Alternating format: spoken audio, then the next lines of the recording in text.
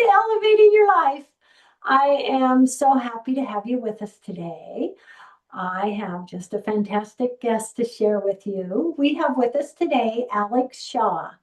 She is the author of Ego Degradation and Pulling Back the Veil of Illusion to See Your Mind's Programming. Oh, it's an amazing book. Her book offers a groundbreaking new path to spiritual awakening. Further information of the title can be found below. Alexx Shaw has been a dedicated practitioner in the field of Eastern healing for over 15 years. A certified master herbalist, 500-hour certified yoga instructor, and Reiki master. She brings a rigorous academic background to the holistic sphere. Her writing has been featured on major platforms like Tony Buddha, Purpose Fairy, and Yogi Magazine. She has also served as a resident art critic for Flavor Pill, White Hot Magazine of Contemporary Art, Art Science Magazine, and Valley Scene Magazine, with her critiques appearing in international publications like Avatar. Her book offers readers a structured, evidence-based approach to navigating the profound psychological and physical symptoms of personal transformation. Oh, your book is so amazing. Thank Welcome, you. Alexx. Thank you. Thank you for having me. Oh, I love it. Well, first off, what triggered you to focus and move into this area of ego degradation? I mean, oh my gosh. And then share with us kind of what that is. Okay, sure. So, all right. So, just briefly, ego degradation is when your ego's self identification and who your ego believes that it is breaks down, and all of that programming breaks down with it. So, let me give you my personal story so that it's more easy to understand. I was in my PhD in the art world. This was years and years and years ago. And not only was I my PhD, but I was also an artist manager, an art critic, a curator. Like I was inundating myself with 3D work and stressors and such. All of a sudden, I I started getting this intense pain in my stomach. I lost a ton of weight. I was going to hospital asking, what is going on? They were saying, you're just stressed out. You're just stressed out. And I got to a point where I couldn't really speak to anyone. I couldn't write anything. I couldn't read anything. And just over 6 months, I kind of lost my mind. And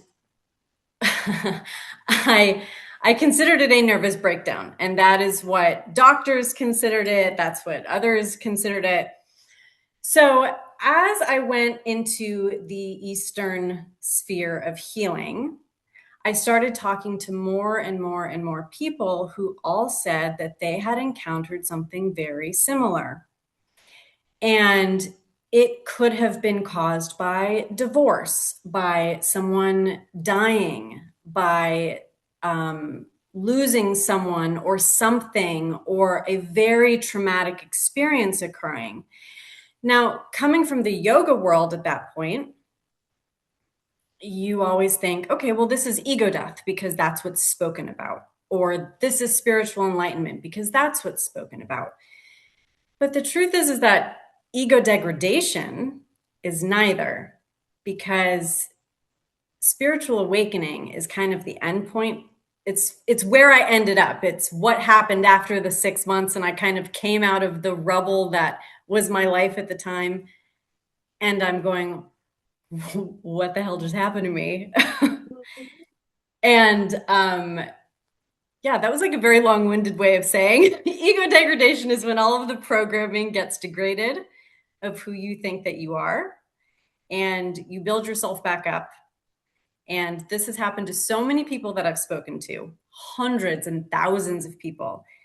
that I thought, you know what, I need to actually move into this realm of speaking about ego degradation that has nothing to do with spiritual awakening, nothing to do with ego death, and that is an actual thing that is occurring so that people don't view themselves as crazy when it's happening. Wow. Wow. So how do we know if, about the ego degradation? How do we understand that and realize what's going on inside us? So I mean, it's different for everyone, but there are similarities that everyone experiences. There are physical symptoms that occur. They can very easily mimic depression and anxiety. So we have to be careful about that and make sure we're not just spiritually bypassing, any sort of mental health issues by calling it something spiritual. Um, there's also there's a very large feeling of pointlessness when you go through ego degradation.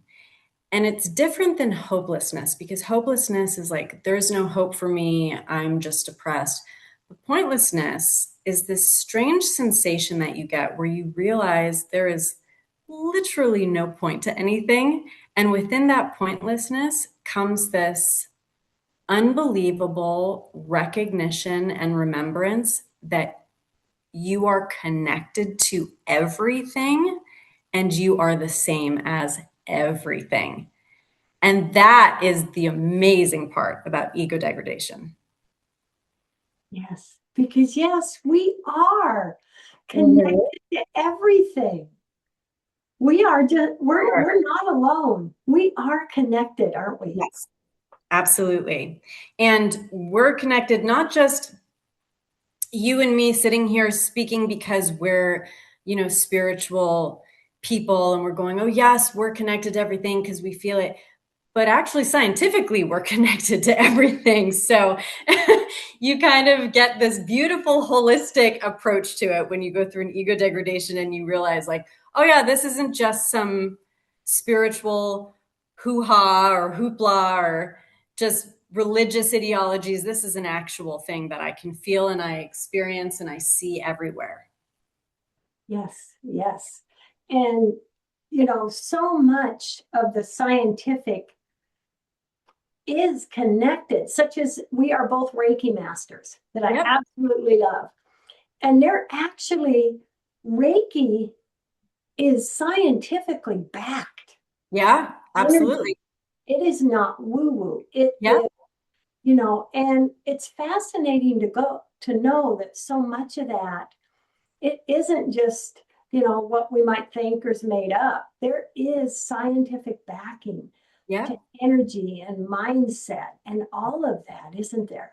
Yes, absolutely. It's the same with acupuncture meridians and chakra healing and, all of these things that us practitioners get labeled as pseudoscience or just invalidating throwaway stuff that, oh, yeah, you can do that if you don't actually want to get better, if you're just into that stuff. But there is actual scientific proof that it is real and it works.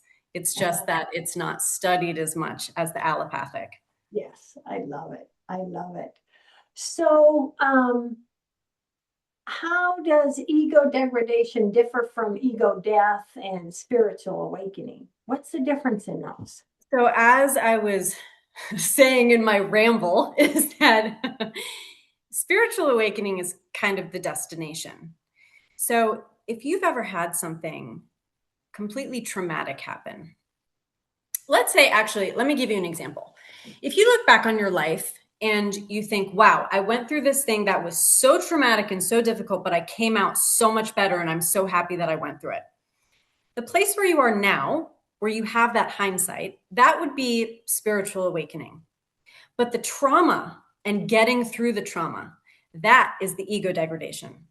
It's getting yourself through all of the stuff in which you can reframe your perspective and your subjectivity and your understanding and your knowing and your belief system, etc., to get to the point that you're at right now and say, I am who I am because that happened.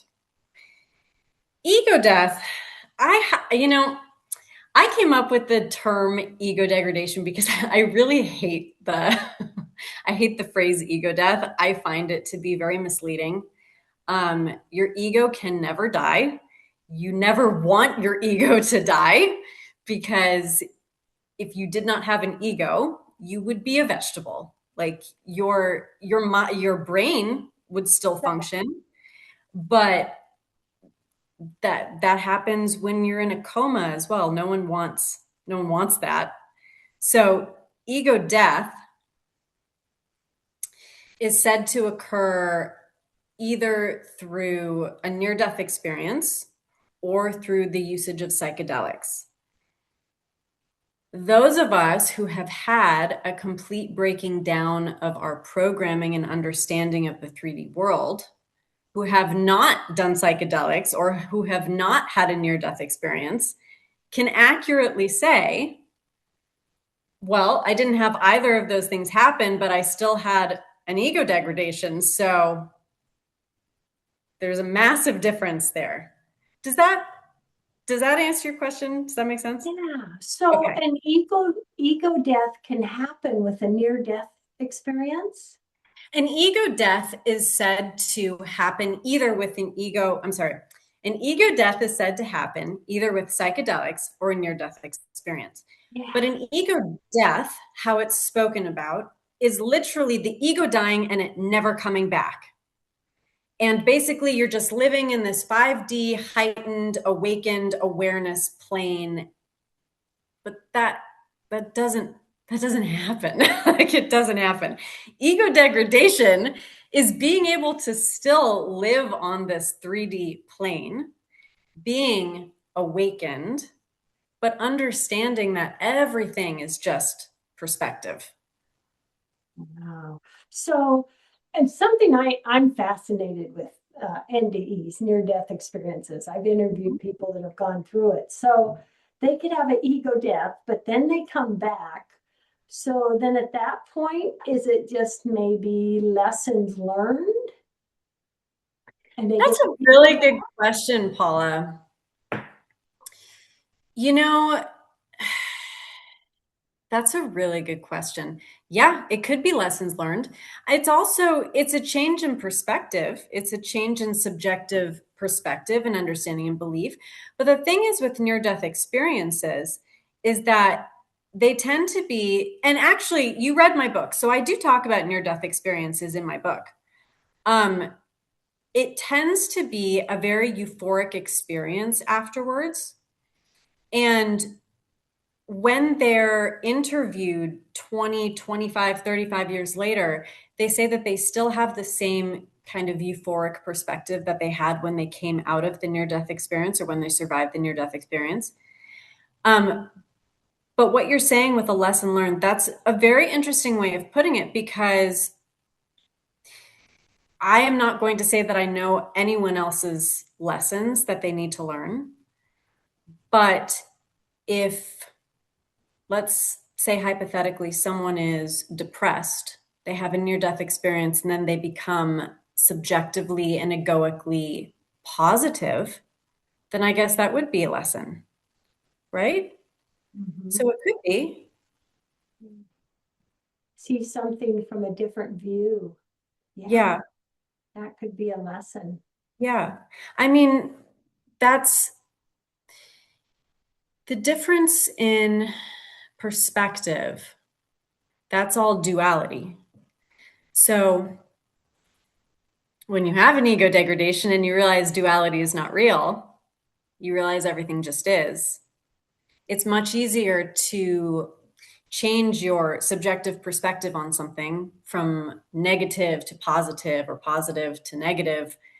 But you also just kind of realize none of this matters. It just is what it is. Yeah. So, would you say that as far as our ego goes, it can be affected by our brain, what we're thinking. It can be affected by trauma, things we go through. And so, is it something that we're just kind of constantly going down a path and the ego goes up and down? Or does it work to blend everything?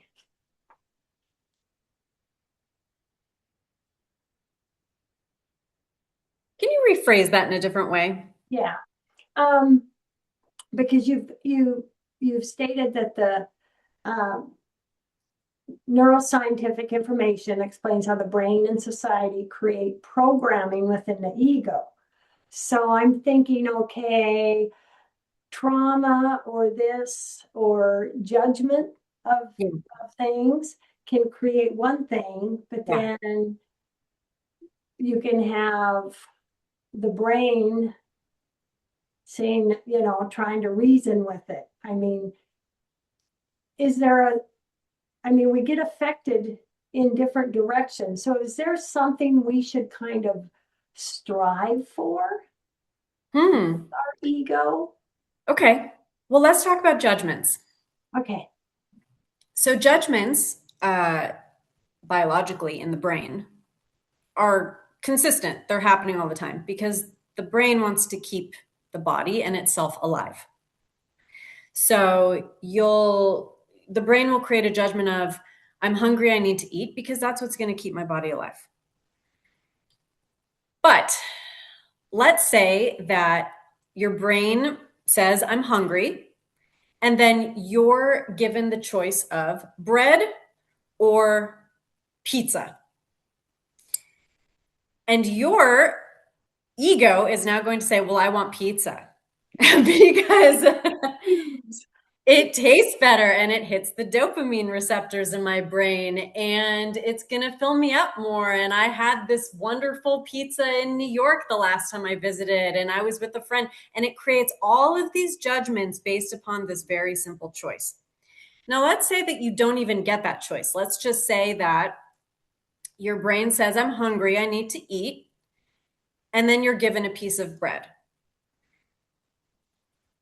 Your egoic judgments at this point will say, well, this is rye bread, and I don't really like rye bread. I would prefer sourdough bread. Or this isn't going to be enough, or I wish I had some butter to eat with my bread, et cetera, et cetera, et cetera. So your brain is always going to make judgments. But your ego doesn't always have to make judgments. And if it does, you don't always have to be attached to said judgments. So I think that's mostly where the crux of the issue comes from with regards to judgments, is that we have a propensity to get very attached to our egoic judgments. And this also pertains to duality of right and wrong and good and bad and toxic and healthy and all of these things that are subjective judgments, but we become so attached to one side of them that we always think we have to go towards that. And then we lose a lot of our mental peace because we become so attached to those judgments. If you were just given that bread when your brain said, I'm hungry, I need to eat, and you just took the bread and you ate it, and you ate it with mindfulness and gratitude, Mm-hmm. the experience would be a lot more pleasant than if you decided to think about all of the ways that the bread could be better. And I have to share, this is so hilarious. I was just at a deli yesterday ordering a sandwich. What kind of bread? Oh, I love sourdough, but I think multigrain's better for me. I'll get the multigrain. Wow, There you go. a perfect example. Everyone's a perfect example. I mean, that's the thing is, people, this is something that I always tell people with regards to spirituality or working with the ego or mindfulness, is that we are humans. We have an ego, and that's a very, very positive thing. It enables you to have freedom of choice and self-reflection and such. You don't have to beat yourself up just because you fall prey to the ego. Mhm. As long as And you're mindful of it, a lot that's, of times out there, the ego can be labeled as bad. That's of not good. course, of course. But yet it's a good thing to have, correct? It's a good thing to have. It's just it's a good thing to have. It is It's a a balance. bad thing to have if you allow it to literally run your life. Listen, there is no good, there is no bad. You have an ego, it is what it is. It's going to be much more peaceful for you on your 3D plane of existence if Mhm. you don't allow it to control everything that you do. If you actually understand what it's doing, why it's doing it, why you're being triggered by certain things, why you think certain things, then it's not as hectic to live life. It is so fascinating. You know, our bodies, our Yeah. mind. Is there something with all the studies you've done that just really gave you a wow moment? Or you were just like, All of it. All when I started researching the brain, which I mean, I went down rabbit hole after rat, and I thought, my God, I could be researching the brain for the next 25 years and still never even chip at the surface of it. Like this is crazy. The brain is so unbelievable. Just I mean, the fact that the amount of synapses we have in the brain is the amount of stars in the universe, oh my, that's pretty amazing. yeah, And that the the speed in which our thoughts travel or energy travels through the synapses is like over 400 miles per hour. That's pretty, considering that your brain is like this big, that's pretty amazing. I love it. Oh my gosh. Yeah, I can only imagine what you've learned and just the moments you've had, you know, realizing and learning all this information.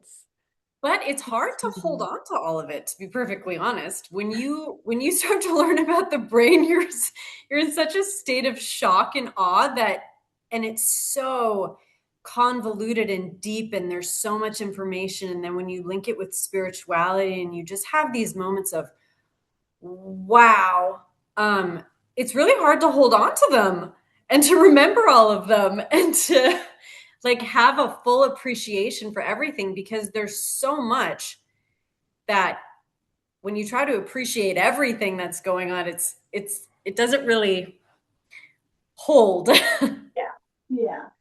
So would you say that your studies and what you've learned has brought you more appreciation? Oh yeah. Oh yeah.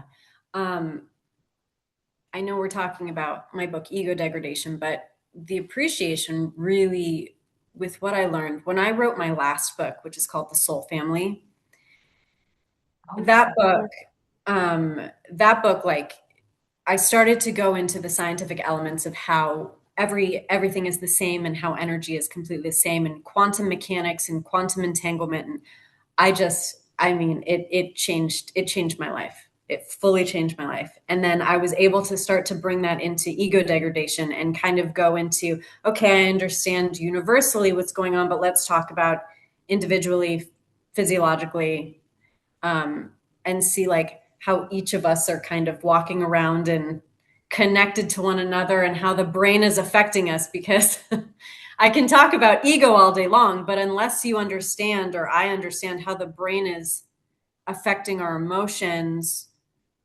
and how we do things, you can talk about ego as much as you want, but you're missing a valid piece. Wow. Oh, Soul Family. I gotta check that out. Oh, I hope you do.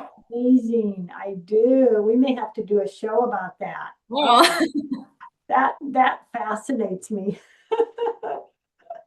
Oh, we have about 3 minutes left in the show. What last message do you want to share with everybody? uh, last message. My last message would be to really, I guess, contemplate mindfulness. And even if you practice mindfulness for one day and just observe your thoughts and observe how many thoughts you have throughout the day and how many emotions you have throughout the day, and to just observe them, not not judge them, not think poorly or positively about them, not even have a conversation with them. Just observe them. You'll realize how much of your life is actually controlled by the ego. And that, I think, is going to put a lot of things into perspective and allow you to realize, you know what? I can live a much more equanimous and mentally peaceful life if I start to practice mindfulness on a daily basis and kind of understand what my mind is doing. So what would you say would be that first step? Would it be just being aware Yeah. of your thoughts and your Yeah. emotions? Yeah. It's not, you don't even have to be aware of exactly what it is. Just be aware when there's any type of fluctuation or tick or I mean, you're watching whomever is watching this, they could be like, I hate this girl, or I love this girl, or do I want to read this book? I don't want to read any thought that you have, even just with me speaking one sentence.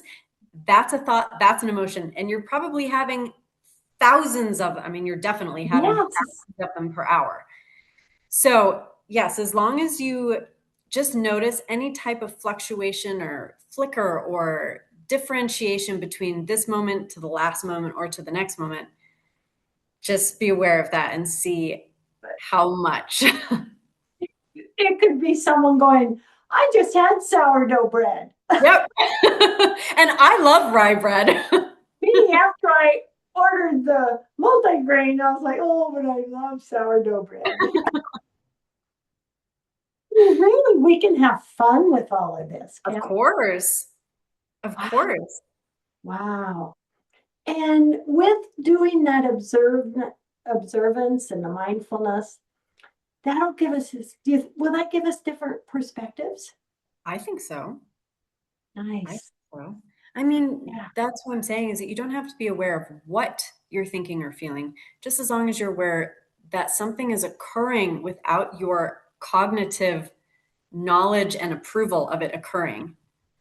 And you realize how little control of everything that you have, but you can have more control of your ego at least. That is so exciting. This is all so fascinating, Alexx. Oh my gosh, you are so awesome. Oh, This is thank you, Paula. so welcome. This is so fascinating. I am just, oh, I'm gonna have fun with this as we continue on. I love it. Thank you so much for being on the show today. I'm so Thank you so grateful. much. You're welcome. Everybody out there, love, hugs, and blessings. Alexx, love, hugs, and blessings. Thank you so much.